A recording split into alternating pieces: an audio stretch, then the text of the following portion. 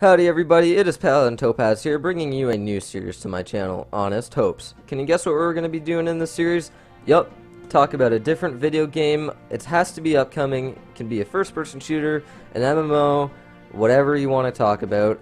You can let me know in the comments below upcoming games that you think I should talk about, but it's just going to be coming around every once in a while when I feel a game needs to be talked about, just to bring a little bit more variety to my channel because I love all different types of games. Anyways, I'll tell you my honest opinion on the game that we are going to be discussing, and we'll go from there. So this week, to kick it off, it's going to be talking about Star Citizen.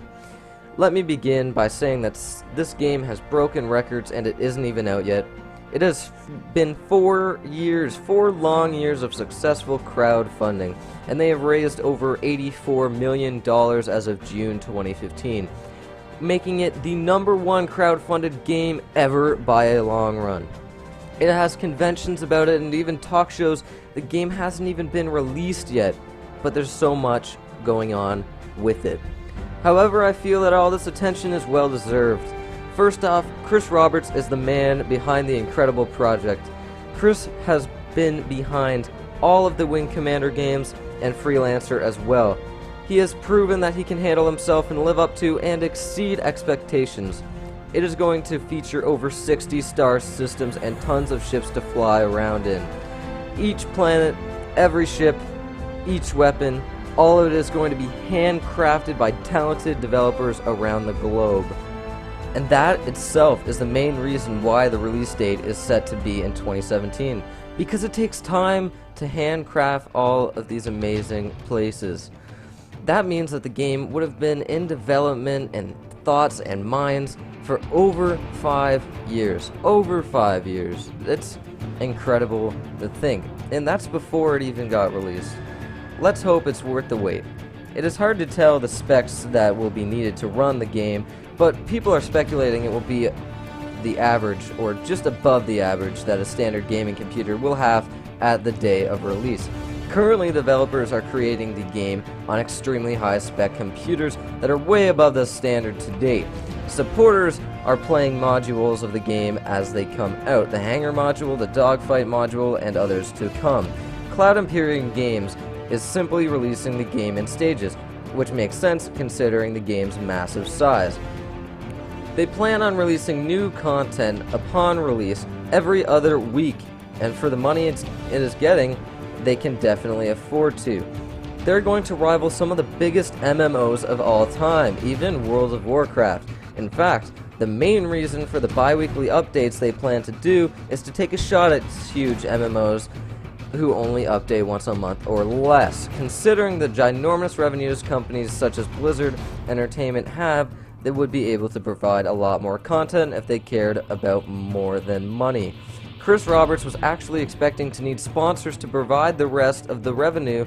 Luckily, the space simulation community stepped in to say they didn't want a third-party supporter, and thus have donated millions upon millions of dollars to the worthy cause. This massive beast of a game is going to feature the MMO side, of course, and a single-player campaign dubbed Squadron 42.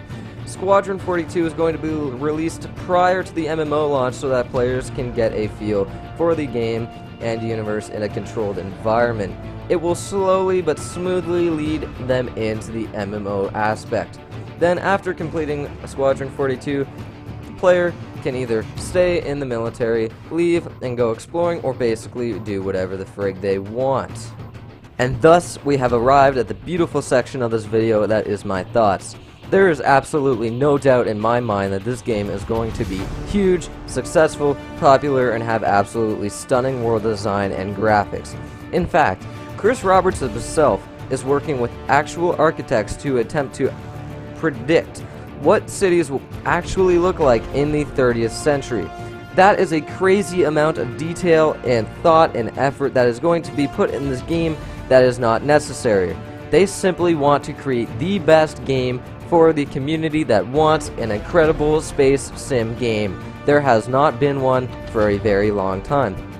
This project, however, is either going to be a huge success for dozens of years to come or a massive letdown for some people.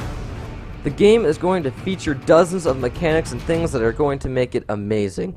An FPS boarding mechanic, incredible dogfighting, amazing physics, mining, beautiful graphics, exploration, actions, different races, a single or multiplayer campaign, bi-weekly updates, weapons shops, all of this and so much more with a huge focus on immersion. And as you are watching right now, they even make car commercials, ship commercials, but they make them like old car commercials used to be, trying to sell you each ship. Each ship has one of these commercials with the company trying to sell it to you. Each one. Do you imagine how much detail this is for the developer to create? They are truly creating a universe, a true universe, a persistent universe.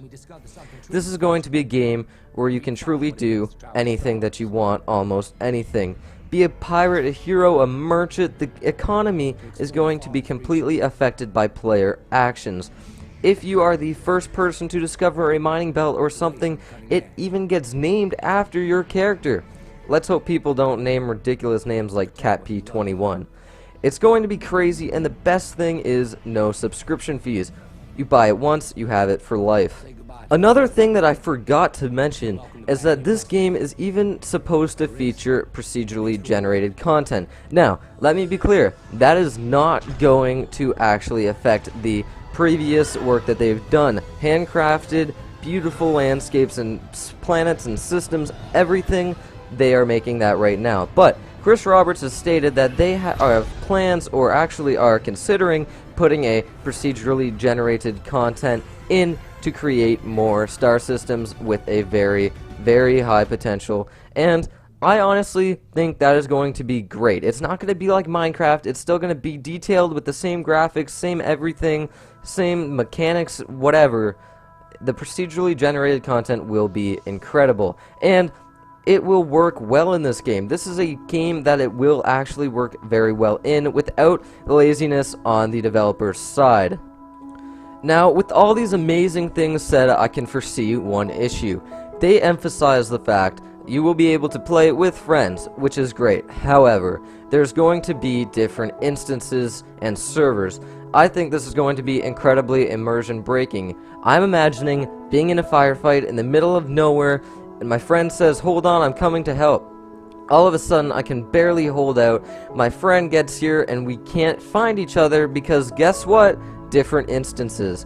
He tries to switch, and I die. I lose all of my loot, my ship, my insurance, and everything. This is a major concern of mine, but I have faith they will pull it off. This game is compared to EVE Online a lot, which definitely makes sense. However, in EVE, there is no instance system, which I love. But EVE doesn't have the same kind of graphics and fidelity that Star Citizen will have, so we will have to wait and see. So, overall, it is a dangerous, very dangerous and ambitious game to be excited about, with so many possibilities for disappointment. However, I am still incredibly stoked. If it is what everyone is expecting, or even half of that, I will most likely be happy. I'm excited for a single-player campaign anyway. Squadron 42 will be amazing. Oh, and something I forgot to mention is that this game is going to only come out on PC, which is not a big surprise, but I thought I'd mention just in case. So anyways, I'm excited, and I'm definitely keeping my eyes wide open for this, and I will be getting it if only for the single-player campaign. I remain cautious, however. In Star Citizen, you can be whatever you want to be. You can do whatever you want to do, and you can, most importantly, explore wherever you want to explore, finding new things, helping out friends along the way, and ultimately making a name for yourself. You can spend so much time in the vast emptiness of space, but the most important to question yourself about is when you make decisions, and at the end of it all, what is your story going to be?